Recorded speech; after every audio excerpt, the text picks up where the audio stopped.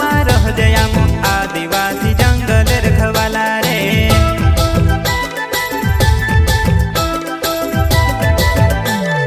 चल जंगल जमीन काज पूजे रे आदिवासी दुनिया ने रखवाला रे। बाप देव खतरी काज पूजे रे आदिवासी सबसे निराला रे।